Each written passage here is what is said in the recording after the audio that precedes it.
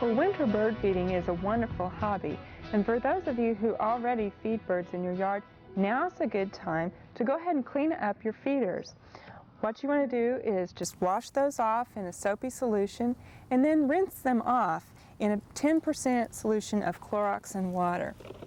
Well, for those of you who may be first-time homeowners or bird feeders, I want to go over a few of the tips on how to select bird feeders and also how to select the feed that will attract the kind of birds you want in your yard.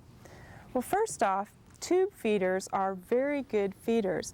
They're good because they attract smaller birds like finches and pine siskins, and you don't get a lot of seed waste with these feeders. The feeder that I have here is a sturdy construction. It's also got some little perches for the birds to sit on, and you'll notice here how the holes of the feeder have a metal rim on them so that the squirrels can't get in and tear up your bird feeder. Now the holes in this feeder are larger so they can feed bird seed out of it. But if you want to attract just finches and very small birds who like thistle seed, you can actually get a tube feeder that has smaller holes in it, and that's for the thistle seed.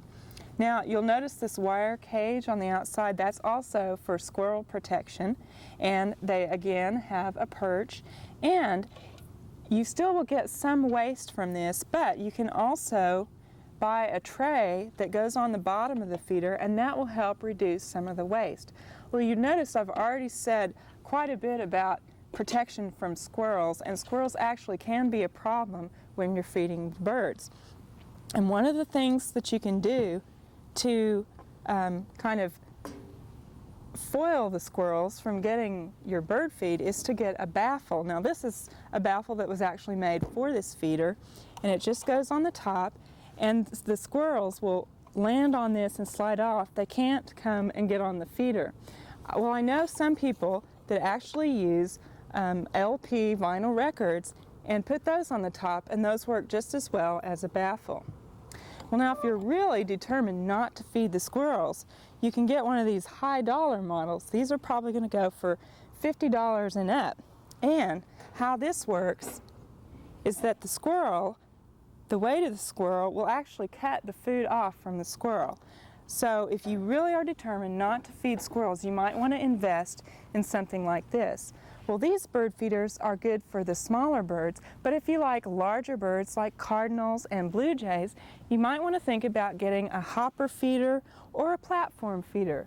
Now you'll have a little bit more of seed waste, but that's okay because there are also birds that like to eat on the ground, so they can go ahead and eat that seed that falls on the ground.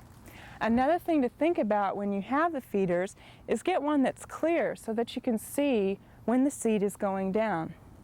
Well, one final type of feeder are suet feeders, and this is just a metal cage, and what you want to look for with these is that it's covered with vinyl, because just as metal doesn't feel very good to us in the winter, it doesn't feel very good to the birds either. Now what you put in here is actually called suet, and it's just a mixture of fat and seeds and other things that are in here, and woodpeckers like this a lot.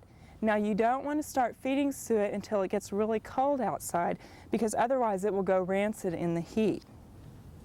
Well, I talked about different kinds of bird feeders, but different kinds of birds also like different seed. Now the small goldfinches and pine siskins like the thistle seed. That's their favorite, but this is kind of expensive. So you can also go to the black oil sunflower seed and get that, and that will be good for a wide range of birds, but it's not quite as expensive. Now the sorghum and the millet are good for the birds that like to feed on the ground, like mourning doves. Finally, you can find a mix that's made up for wild birds, but I would recommend that you buy each of the seeds individually and make your own mix, because the mix in here is also something that's nice to sparrows and starlings. So go ahead and make your own mix. Finally, when feeding birds, you need to think about water. Now we know birds need water in the summer because it's hot, but it's even more important to them in the winter. And while they drink it, the most important part about water is that it keeps them clean, and that will help the birds to stay warm in the winter. Thing you need to remember about the water source is make sure it's clean, and you'll want to get a bird bath heater. Get one that will turn off when the water gets to about 40 degrees so that you don't have a bird whirlpool going here, but just so that it'll keep the ice off.